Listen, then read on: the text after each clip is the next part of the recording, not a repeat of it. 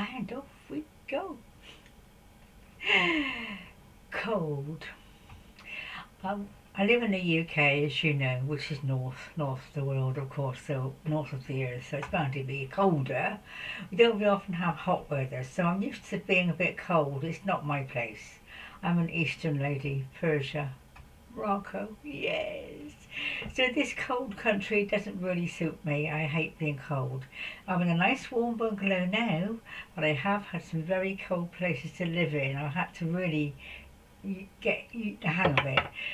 But when I was a child, well, you gather I'm a very ancient lady. We had one of the hardest winters on record, and in those days it was all coal fires. We didn't have any central heating at all. There was electricity, of course, but most of the time we lived in quite a big old Victorian house, and my mum had to make fires in every room just to keep warm. We had no central heating at all. If the fire went out, that was it. I used to keep it going till about 2 in the morning when it was just ashes. You had to clean them out in the morning. No duvets, not many carpets really. It was a very cold existence, and I,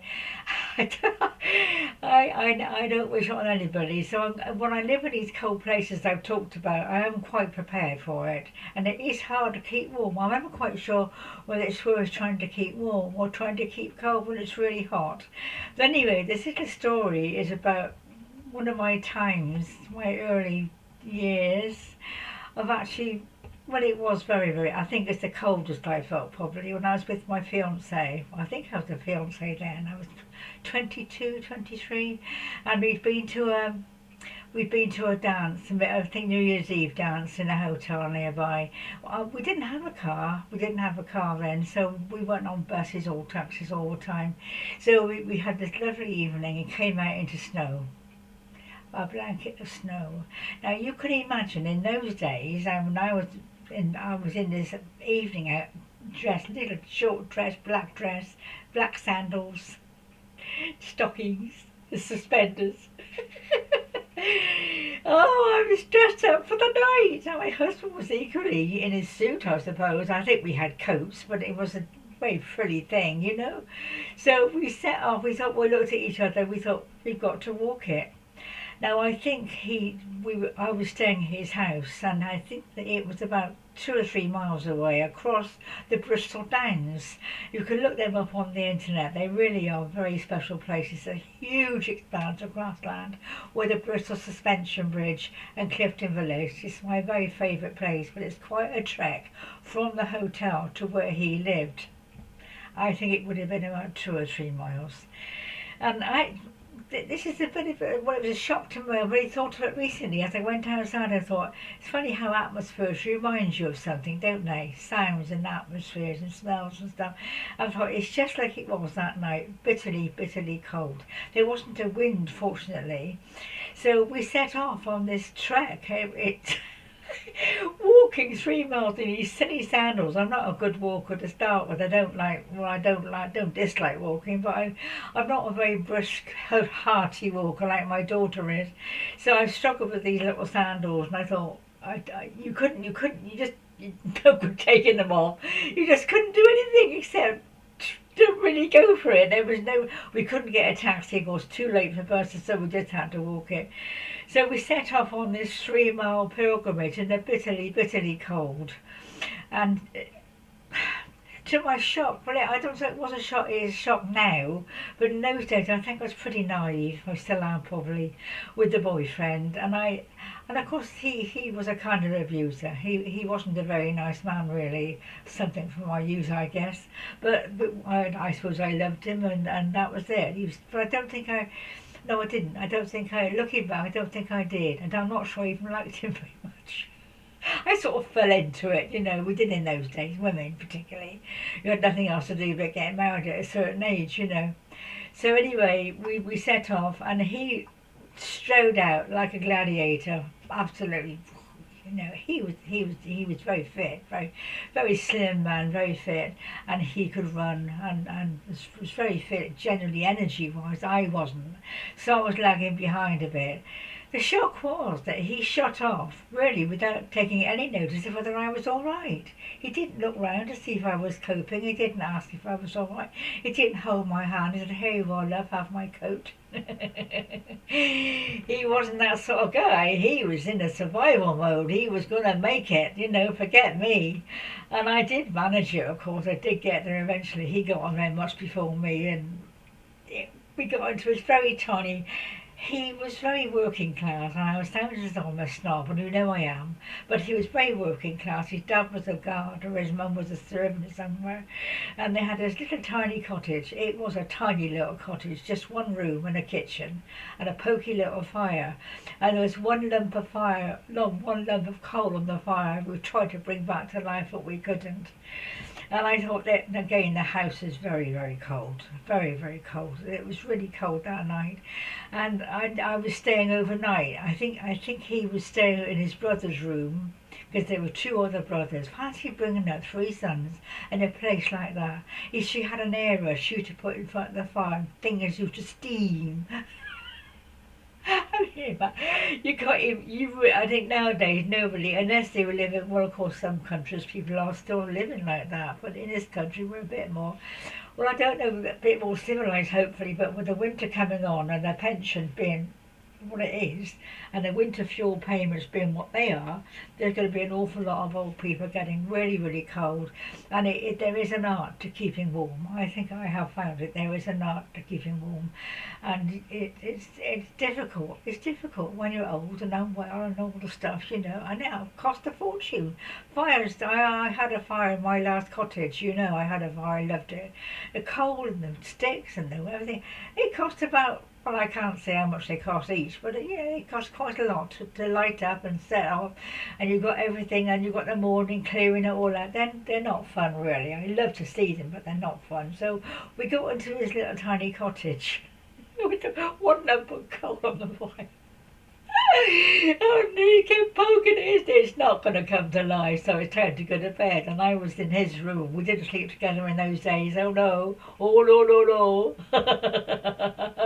I don't think we even tried it. We just didn't, And he was in his brother's bedroom, and I was in his bedroom with kind of a three-quarter bed, I think you might call it. And it was piled high with bedding. You didn't have duvets, you see, or electric blankets. You just had as many blankets as you could get under. And I had this little tiny pair of pyjamas. I made them. I think I'd made them. I was into dressmaking in those days. And they were called baby dolls. Anybody that's my age, or even younger perhaps, I don't, can remember them. The little tiny pants with sort of elasticated legs, and a little top with elasticated arms, and very pretty, little flowing, and I can remember them now. They had green cherries all over them. Cotton, freezing cold cotton, with no trouser legs, no arms, and I had to get into these things. I don't think I can remember how cold I was. It was just a nightmare. And then get under these blankets, and it was so heavy I could hardly breathe. I don't think I got warm all night. I'm feeling cold now just thinking about it. I have never felt so cold in all my life. So anything nowadays is an improvement, and I'm very grateful for my warm house. So that was that winter, and it snowed and you couldn't get anywhere, and I think there was a strike on coal. You had to get coal, you see. You couldn't get coal, you couldn't keep warm. That was the only heating you had, and your little coal hole in the kitchen used to fill up with coal every now and then. Oh Lord, what a nightmare. But anyway, that was the cold experience. I think what was I going to tell? Oh, I was going to tell a story about this ungallant man friend I had. He didn't change. He was a survivor, really. I mean, I think. Well, I'm not saying most men are, but he was definitely not concerned about me, whether I was cold or not, whether I was surviving or not. And the next story about surviving with him is when I think we were in Yugoslavia. It's not there now, is it? And we'd taken my little girl, she was 5 at the time, and we got on this holiday. And I was into swimming. I can swim, and I was into swimming. This was on an island. Was Zagreb? No, it was.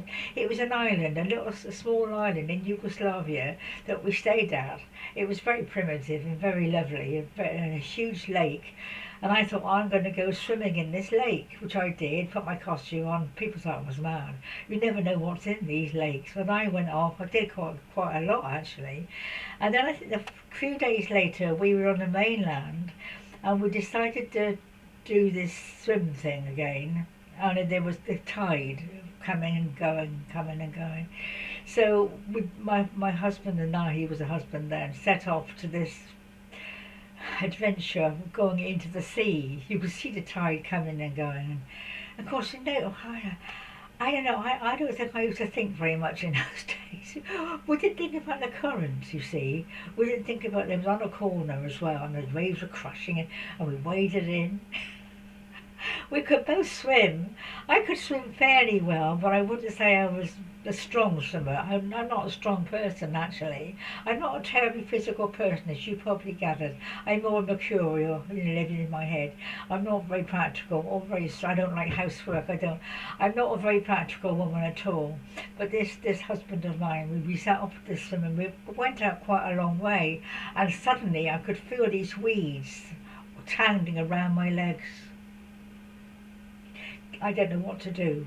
He was way ahead. I don't know whether he'd felt it or whether, but he did start to turn back and wave out. I couldn't get away from these weeds. They were tangling all up to my legs, and I was getting quite frightened, actually. And he went past, he could do the stroke or whatever. He went past waving out, ended up on the shore, and I was still struggling with these blooming weeds. I did eventually free myself, but I was really quite frightened because he never looked round. He never said, "You all right?" He never sort of swam by me to see if I was safe. I could have died, actually, if I hadn't struggled that hard to get away from these weeds. And he was sitting on the beach having a glass of wine. I thought, "It's all right for you, mate. I'm out here struggling for survival." I'm sure there are lots of other stories about his lack of gallantry, but there are lots. Sure, there is my fault for marrying him. I don't know. You look back on these things. It's the cold that set me off today because I've just been outside. I can remember that atmosphere, the coldness, the snow. I've never been skiing. I'd always wanted to go skiing because I think once you're in it, in the snow and everything, you're dressed up, you're prepared for it. But when you're in a home in the middle of the countryside or whatever, you're not prepared for it. So getting warm, I'm very lucky. I am really very lucky because this has a lot of help with the rent, and it's centrally heated. I got double glazing, and I'll willingly stay here.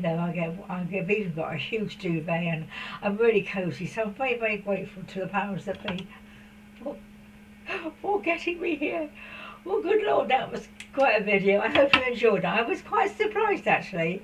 The little fun video I did recently, I thought, this is interesting. They enjoy the dramas more than the fun. Now, I'm not quite sure what that says about me or about you, but I always think you shouldn't be negative and dramatic and all that. Well, hang on a minute. It's only a story, and you do learn a lot from these stories. So, but this is another kind of not fun story, but I think it says a bit about me, really. My daughter used to always say, "You're such a drama queen, Mum." And I am a bit of an actress. I've said that too before. I can turn on the smiles and turn on the fun, and I'll probably go back to bed again and have a cry. So it's hard. I'm an emotional person, I suppose you would say, which the powers that be don't seem to approve of. You're supposed to be getting rid of your feelings, aren't you? Not have emotions. Not. That's where you're going, getting rid of everything, and don't have feelings. Well, no, not as black and white as that, but you have to get rid of the raw emotion, I think. Anyway, darlings, I'm going to go now. I hope you enjoyed that. I would like to have a comment from somebody now and then, just to let me know you're somebody out there. I think I had about 30 views on my last one, but no one said anything. I think the camera's not working properly. It seems that I'm talking a bit behind the camera. I don't know if that's true or not. Let me know how it is if you think it's a bit weird. All right, darlings, you take care for now. God bless.